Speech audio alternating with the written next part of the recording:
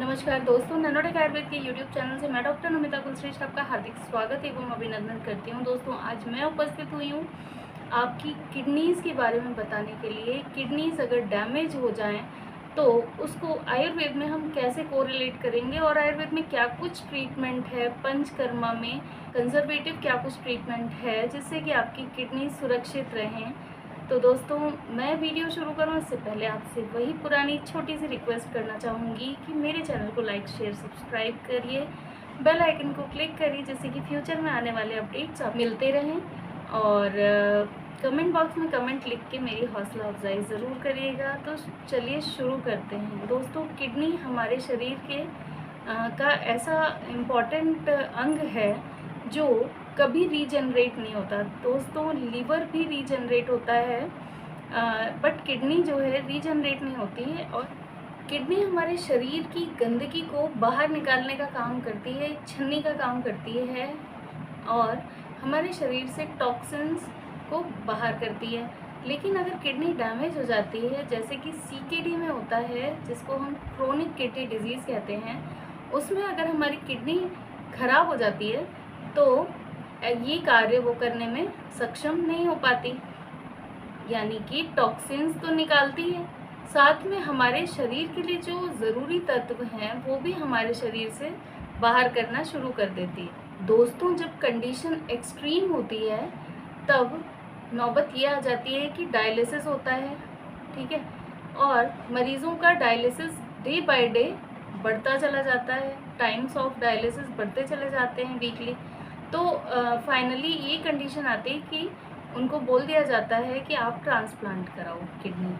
दोस्तों, भारत में kidney disease से बढ़ने वाली मृत्यु दर जो है वो उसका आंकड़ा बहुत बड़ा है। किडनी डिजीज़ से होने वाली मृत्यु दर बढ़ती जा रही है दिन पे दिन।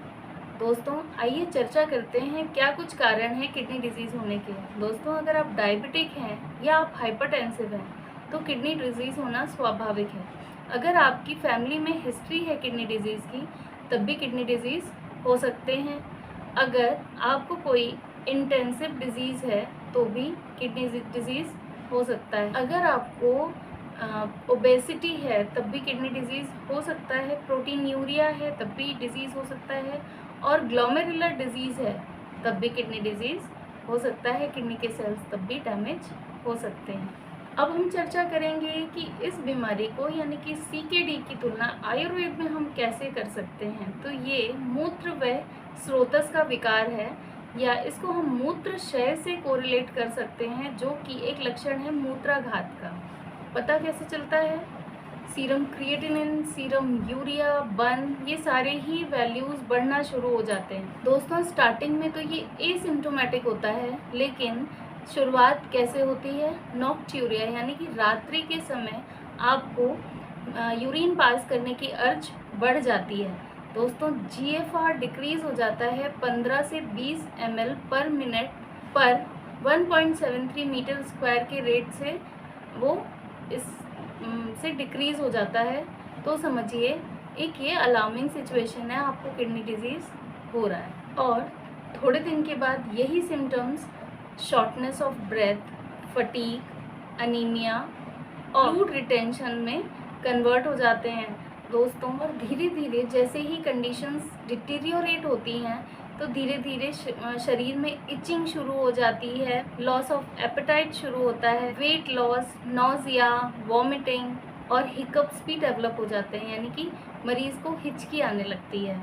दोस्तों, आइए जानते हैं कि सुश्रुत ने इसकी रिगार्डिंग क्या कहा है। सुश्रुत ने इसको मेदवह और रक्तवह स्रोतस विकार माना है।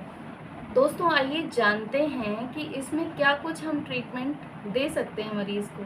नंबर 1, आचार्य रामदेव जी ने जो फॉर्मूला बनाया है वो काफ़ी सटीक है और बहुत अच्छा काम करता है। मैं भी अपने मरीज़ों में ये फॉर्मूला देती हूँ तो मुझे काफ़ी अच्छे रिजल्ट्स मिलते हैं। दोस्तों, एक सर्वकल्प क्वाथ आता है, एक वृक्क दोषर क्वाथ आता है। इसमें हमें पीपल की छाल और नीम की छाल मिला के उसको हाफ कप काढ़ा मॉर्निंग में देना है खाली पेट, हाफ कप काढ़ा शाम को देना है। तो ये काढ़ा, इसमें ऐसा क्या होता है कि जो उसके यूरिनरी सिस्टम पे, किडनी पर इतना अच्छा काम करता है। दोस्तों, इसमें मौजूद रहता है ढाक, पुनर्नवा मूल, कुल्थी, गोखरू, नीम, पीपल, वरुण, अपामार्ग, मकोई। इतनी सारी औषधियाँ इसमें मौजूद रहती हैं। दोस्तों एक टैबलेट आती है रीनोग्रिड करके, आप ये 2 गोली सुबह 2 गोली शाम खाना शुरू कर दीजिए, काफ़ी फ़र्क पड़ेगा। ऐसे ही आपको टैबलेट्स में गोक्षुरादि गुग्गल की 2-2 गोली सुबह शाम, और चंद्रप्रभावटी, पुनर्नवा मंडूर, ये सारी टैबलेट्स भी आपको सेवन करना है, काफ़ी आराम आता है।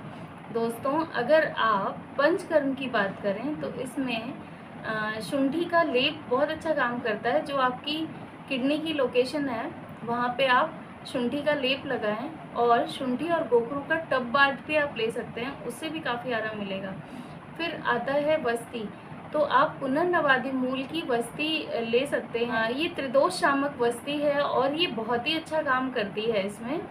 तो दोस्तों अब हम चर्चा करते हैं इसमें डाइट प्लान कैसा होना चाहिए।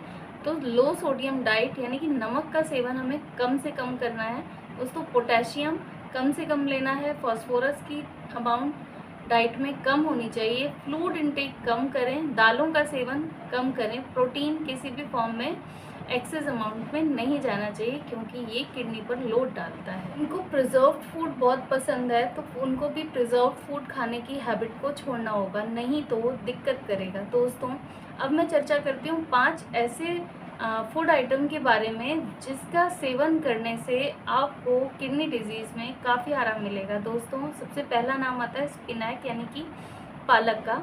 ये पालक सेवन करने से आपके शरीर में एंटीऑक्सीडेंट्स की मात्रा बढ़ती है। बढ़ने से होता क्या है कि आपकी किडनी अच्छी होती हैं, स्वस्थ होती हैं। दूसरा जो फ्रूट है वो है बेरीज़।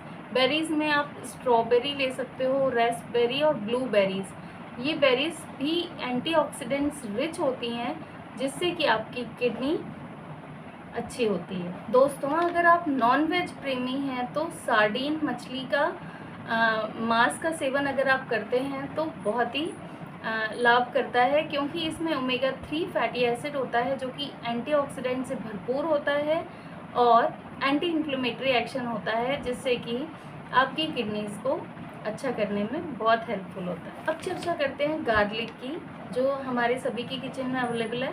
तो गार्लिक को एज अ चटनी या आप सुबह सुबह खाली पेट उसका सेवन करिए, कोलेस्ट्रॉल की मात्रा कम होगी, बीपी भी कम होगा, और बीपी के कारण अगर आपकी किडनी डिस्ट्रॉय हो रही हैं तो वो चीज़ नहीं होगी।